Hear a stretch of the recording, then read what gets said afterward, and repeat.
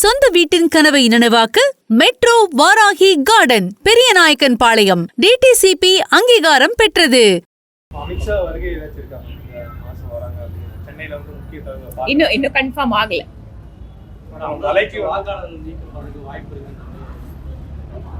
கரெக்டுங்க. 50 லட்சம் வாக்காளர்கள் நீக்கப்படுறனா இப்ப என்னோட தொகுதியை எடுத்துக்கோங்க.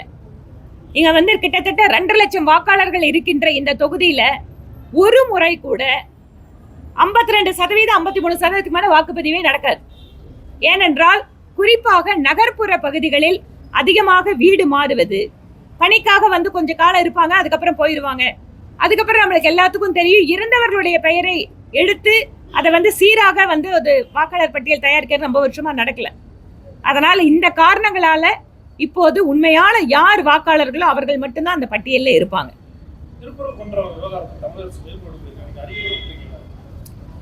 திருப்பரங்குன்றம் மலையிலே கார்த்திகை தீபம் ஏற்ற வேண்டும் என்பது பன்னெடுங்காலமாக தமிழகத்தில் இருக்கக்கூடிய இந்துக்களுடைய ஒரு மிகப்பெரிய கனவு. இந்து முன்னணி பேர் இயக்கம் இதற்காக தொடர்ச்சியாக போராட்டங்களை முன்னெடுத்து சட்ட போராட்டமும் நடந்து உயர்நீதிமன்றத்தினுடைய கிளை, மதுரை கிளை இதற்கான தீர்ப்பும் கொடுக்கப்பட்டிருக்கிறது. இதுல திமுக அரசுக்கு எப்பவுமே இந்துக்களுடைய கோயில்கள், வழிபாட்டு முறைகள், அவர்களுடைய உரிமைகள் அப்படின்னு சொன்னா அதை 2ஆம் பட்சமா தான் பாக்குறது வழக்கம். உயர்நீதிமன்றம் தீர்ப்பு கொடுத்திருக்கு. என்ன கொடுத்திருக்கு? திருப்பரங்குன்றம் மலை மேல கார்த்திகை தீபத்தன்னைக்கு முருகனுக்கு கார்த்திகை தீபத்துக்கு அங்க வந்து மேல தீபம் ஏத்துறதுக்கு அனுமதி கொடுத்திருக்காங்க. இந்த நாடு ரொம்ப விசித்திரமா இருக்குதுங்க. இங்கு எல்லா மதங்களும் சமமாக பார்க்கப்பட வேண்டும். எல்லா மதத்தவருக்கும் அவர்களுடைய வழிபாட்டு உரிமை உண்டு. ஆனா கார்த்திகை தீபத்துக்கு முருகனோட மலையில தீபம் ஏத்துறதுக்கும் இவ்வளவு பெரிய போராட்டம் இந்த நாட்டுல நடத்த வேண்டியதா இருக்கு. இது இன்னைக்கு யதார்த்தம். திராவிட முன்னேற்ற கழகம் மாதிரி அரசியல் கட்சிகள் சிறுபான்மை மக்களுக்கு ஏதாவது ஒரு பிரச்சனையா, இல்ல அவர்கள் அமைதியா இருந்தா கூட அவங்கள போய் இவங்க தூண்டி விடுவாங்க. ஏனென்றால் அவர்களுக்கு இவர்கள் தான் பாதுகாவலர் மாதிரி ஒரு வேஷம் போடுறதுக்காக இந்துக்களுடைய உரிமைகளை பறிபோகின்ற விதத்தில் தொடர்ச்சியாக திமுக அரசு செயல்பட்டு வருகிறது. நீதிமன்ற தீர்ப்பு கொடுத்ததுக்கு அப்புறம் திருப்பரங்குன்றம் முருகனுக்கு மலை மேல கார்த்திகை தீபம் ஏத்துறதுக்கு கூட அரசாங்கம் அனுமதிக்கிறதுக்கு மனசு வரல. நீதிமன்ற தீர்ப்பை ஏத்து உடனே மேல்முறையீடு போயிருக்காங்க. என்ன, திருப்பரங்குன்றம் மலைங்கிறது வேற எங்கேயோ நாட்டுல இருக்கா?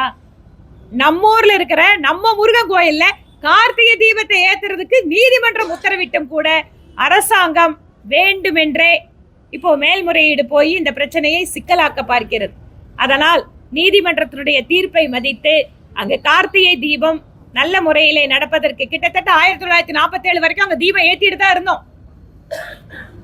கார்த்திகை தீபம் ஏத்துறதுக்கான உத்தரவு வந்ததை அமுல்படுத்துகின்ற பணியினை செய்ய வேண்டுமே தவிர தமிழக அரசு இதில் மீண்டும் ஒரு சிக்கலை உருவாக்க வேண்டும் என்று நினைப்பது தவறு.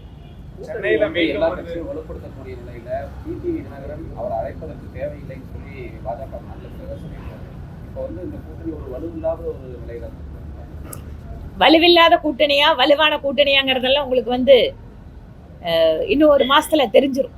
ஏனென்றால் தேர்தல் நெருங்க யாரால் திராவிட முன்னேற்ற கழகத்தை தோற்கடிக்க முடியும் அப்படிங்கிற அந்த எண்ணத்துல மக்கள் இருக்கிறார்கள். அதனால் அதற்கு ஒரு வலுவான கூட்டணி அப்படின்னு சொன்னா இன்று இருக்கக்கூடிய தேசிய ஜனநாயக கூட்டணி தான் திமுகவை தோற்கடிக்கின்ற ஒரே கூட்டணி. இதை புரிந்து கொண்டு அத்தனை பேரும் இந்த அலங்கோல ஆட்சியை, அரைகுறை ஆட்சியை, திராவிட மாடல் மக்களை ஏமாற்றுகின்ற ஆட்சியை அனுப்ப வேண்டும் என்றால் அதற்கான வலிமையும் பலமும் மக்கள் செல்வாக்கும் இருக்கின்ற ஒரே கூட்டணி தேசிய ஜனநாயக கூட்டணி. அதனால வலுவிழந்திருக்கு. ஒரு சிலர் நம்பரோட எண்ணிக்கையில வச்சு பார்த்தாலும் நாங்க தான் பலமா இருக்கிறோம். அதனால இது வலுவெல்லாம் இழக்கலைங்க. அதிமுக பெரிய கட்சி இல்லையா? பிஜேபி பெரிய கட்சி இல்லையா? அப்ப அங்க இருக்கிறது மட்டும் என்ன பெரிய கட்சிகளா? எல்லாம் கம்யூனிஸ்ட் பெரிய கட்சியா? காங்கிரஸ் பெரிய கட்சியா? எல்லாம் நம்பர்ல எழுதி வச்சிருக்காங்க, அவ்வளவுதானே.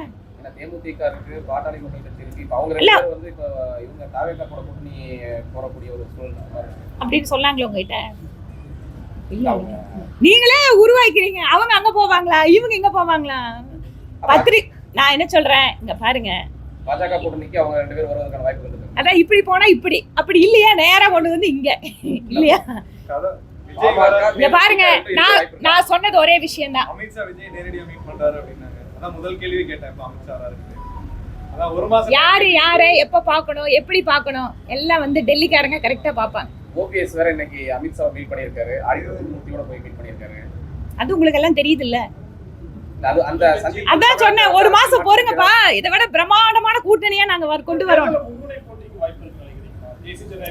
தமிழகத்தை எடுத்துக்கொண்டால் இந்த மும்முனை போட்டி அப்படிங்கறத நம்ம கடந்த காலத்துல பார்த்தோம். அந்த மூன்றாவது அணி அப்படிங்கிறது யாரோட வாக்குகளை அவர்கள் பிரிக்கிறார்கள். ஒன்று இன்னொன்று, எப்பவுமே தமிழ்நாட்டுல இரண்டு கூட்டணி இல்லாம ஒரு மூன்றாவது கூட்டணிக்கு கொஞ்சம் வாக்குகள் எப்பவுமே போயிட்டு தான் இருக்கும். அது ஒரு நேரத்துல திரு விஜயகாந்த் அவர்கள் வந்தாரு, அதுக்கப்புறம் கமலஹாசன் அவர் வந்தாரு. அதனால இந்த மூன்றாவது அணி அப்படிங்கிறதுக்கு ஒரு சிறிய வாக்கு சதவீதம் எப்பவுமே இருக்கு. ஆனா அது எப்போதும் வெற்றி பெற்றது அல்ல. தேர்தல் நெருங்க மக்கள் அது வரைக்கும் எல்லாம் ரசிப்பாங்க, எல்லாம் கூட்டமா போய் பார்ப்பாங்க, வேடிக்கை பார்ப்பாங்க. தேர்தல் நெருங்க ஏனென்றால் தொடர்ச்சியா தேர்தலில் நானும் நின்றுட்டு இருக்கேன். தேர்தல் நெருங்குகின்ற பொழுது யாரை அனுப்ப வேண்டும் என்பதில் மக்கள் தெளிவாக இருப்பார்கள். அப்போது அந்த இடத்திலே இருப்பது தேசிய ஜனநாயக கூட்டணி தான். 3 முறை போட்டியை தாண்டி இந்த தடவை 4 முறை போட்டி இருக்கக்கூடிய ஒரு சூழல் உருவாயிருக்கு. நாம் தமிழர் சீமான் வந்து எங்களுடைய கூட்டணி மக்களோட தான் அப்படின்றாரு. விஜயும் அதே போல அவர் தான் முதலமைச்சர் அப்படின்ற ஒரு எண்ணத்துல அவர் வராரு. அதிமுக ஒரு பக்கம், திமுக ஒரு பக்கம். இப்படி இருக்கும்போது திமுகவின் வாக்குகள் வந்து எந்த வகையிலையும் பிரியாது. ஆனா யாருங்க சொன்னது திமுக வாக்கு பிரியான்னு? இந்த தடவை திமுக கட்சிக்காரங்களே இவங்க எப்பங்க வீட்டுக்கு போவாங்கன்னு கேட்டு இருக்கிறாங்க. அந்த அளவுக்கு அராஜகம் கட்சியிலையும் நடக்குது, ஆட்சியிலையும் நடக்குது. திமுக ஓட்டெல்லாம் திமுக போகணும்லாம் இந்த தடவை நினைக்காதீங்க. திமுக காரங்களே எப்படியாவது இந்த கவர்மெண்ட் போனா போகுது அப்படின்னு தான் நினைச்சிட்டு இருக்கிறாங்க. எத்தனை போட்டிகள் இருந்தாலும் இந்த தேர்தலில் மட்டும் வந்து கூட்டணி ஆட்சிங்கிறது வந்து தமிழ்நாட்டுல வந்து எல்லாத்தையும் பேசுபொருளா இருக்கு. நிறைய தலைவர்கள் பேசுறாங்க. அதுக்கான சாத்தியம் இருக்குங்களா? விடுதலை சிறுத்தைகள் கட்சிகள் கூட கூட்டணி பத்தி ரொம்ப நாளா பேசிட்டு இருந்தாங்க. அப்புறம் காங்கிரஸ் கட்சி கூட கூட்டணி ஆட்சியை பத்தி பேசினாங்கல்ல. கூட்டணி ஆட்சிங்கிறது ஒரு கருத்து எப்பவுமே நீங்க சொல்ற மாதிரி இருந்துட்டு தான் இருக்கு. ஆனா அதற்கான சூழல் வரும்போது அதை பார்க்கலாம்.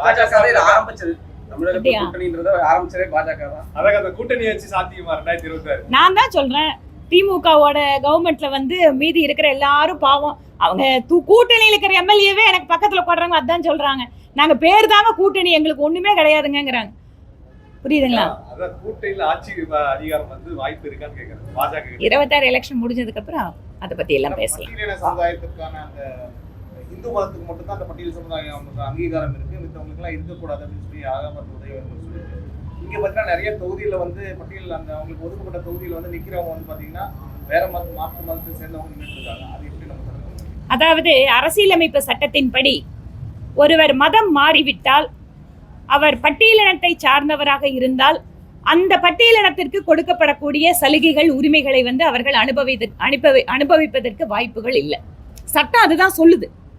ஆனா சட்டத்தை எப்படியாவது ஏமாத்திட்டே இருக்கணும் அப்படின்னு நினைக்கிறதால நாங்க கூட நிறைய இடங்கள்ல பாக்குறோம், தேர்தல் வழக்குகள்ல பாக்குறோம்.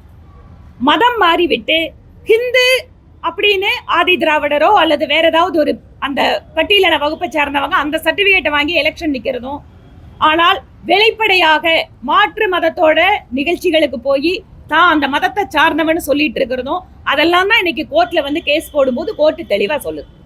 ஏன் நீங்க ஹிந்து மதத்துல தான் தீண்டாமை கொடுமை இருக்கு, ஹிந்து மதத்துல தான் பாகுபாடு இருக்குன்னு சொல்லிதான் அந்த மக்களுக்கு தனியான ஒரு இடஒதுக்கீடை கொண்டு வந்து அவங்கள நாம பாதுகாக்கிறோம், அவங்களுக்கு உரிமைகளை கொண்டு வந்து சேர்த்துறோம். கல்வி, வேலை வாய்ப்பு, பொருளாதார முன்னேற்றம்னு பல்வேறு திட்டங்கள் அந்த மக்களுக்காக கொடுக்கப்படுகிறது. ஆனா எங்க மதத்தை மாறிட்டோம்னா ஜாதி வித்தியாசமே கிடையாது அப்படின்னு சொல்லி மதம் மாறிவிட்டு திரும்பவும் மதம் மாறினதுக்கு அப்புறம் நீங்க பட்டியலாந்தை சார்ந்தவங்களுக்கு தனியா ஒரு சுடுகாடு, அவங்களுக்கு தனியா சர்ச்சு, இந்த மாதிரி நிறைய விஷயங்கள் இப்ப பார்த்துட்டு இருக்கோம். அப்போ அரசியலமைப்பு சட்டம் ஹிந்து பட்டியலினத்தை சார்ந்தவர்களுக்கு கொடுக்கின்ற உரிமைகளை மதம் மாறிவிட்டு அவர்கள் அனுபவிக்கின்ற பொழுது அது சட்டத்திற்கு எதிராக இருக்கிறது. அதைத்தான் பல்வேறு தீர்ப்புகள் இன்னைக்கு சொல்லிட்டு இருக்கு. இதை பத்தின விழிப்புணர்வு இப்பதான் மக்களுக்கு வர ஆரம்பிச்சிருக்கு. எலெக்ஷன்ல ஓட்டு போடுற வரைக்கும் எங்க கூட வந்து சேர்ந்துட்டே இருப்பாங்க. முழுமை எப்ப வரும்? 2026 தேர்தல்ல அத்தனை பேரும் எங்களுக்கு ஓட்டு போடும் போது முழுமை பெறும்.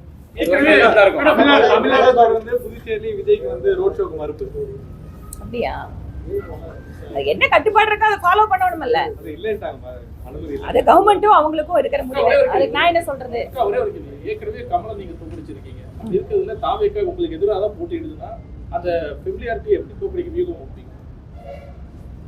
எனக்கு புரியல. தாவேக்கா நீங்க தோக்கடிச்சிருக்கீங்க. ஒரு நடிகர் கட்சி வந்து நீங்க தோக்கடிச்சிட்டீங்க. ஆமா. அதே மாதிரி ஒரு நடிகர் கட்சி இப்ப அந்த கட்சி தாவேக்கா எங்க இருக்குது? அந்த கட்சி எங்க இருக்குது? திமுகவோட போய் சேர்ந்துடுச்சு. கோவையில கடந்த முறை ஒரு தொகுதி அதிமுக கூட்டணி கிடைச்சது. இந்த முறை வந்து 3ல இருந்து 4 தொகுதி கோவையில கேட்கப்படுறதா ஒரு உண்மையா? கூடுதல் தொகுதி அது டெல்லியில எங்களோட தலைவர்கள் முடிவு பண்ணுவாங்க. எந்த தொகுதியில எத்தனை கூட்டணி, யாரு வேட்பாளர்ங்கிறதெல்லாம் பார்லிமெண்ட் போர்டுல நானும் தான் இருக்கேன். அதனால அங்கதான் முடிவாகும். நீங்களும் இந்த முறை வந்து தெற்குல இருந்து வடக்கு போறதா இப்படியே எல்லாம் பரப்பிட்டு இருக்கீங்க. விஜய் கட்சி திமுக சேர்ந்துருக்கீங்க. அதான் சொல்றேனே, நான் எந்த தொகுதி, மீண்டும் இதே தெற்கு தொகுதி தானே? நான் எந்த தொகுதி, நான் வேட்பாளரா இல்லையாங்கிறதெல்லாம் தேசிய தலைமை தான் முடிவெடுக்கும் இல்லையா? கட்சி முடிவெடுக்கிறத நான் ஃபாலோ பண்ணுவேன். கட்சி என்ன சொல்லுதோ அதை நான் கேட்பேன். கடந்த முறை வந்து உங்களுடைய விருப்பம் தான் வந்து தெற்கு தொகுதியில போட்டியிடணும்னு நினைச்சீங்க. இப்படி ஆராய்ச்சி பண்ணிருக்கிறியாப்பா? அக்கா கமல் மாதிரியே விஜய் கட்சி திமுக போய் இடம்பெறுகிறீங்க. நான் சொல்றது அந்த சொல்ற பதிலோட நிறுத்திட்டு சரியா? அக்கா நடிகர் கட்சி அடுத்த பத்திரிகையாளர் சந்திப்பு சொல்றேன்.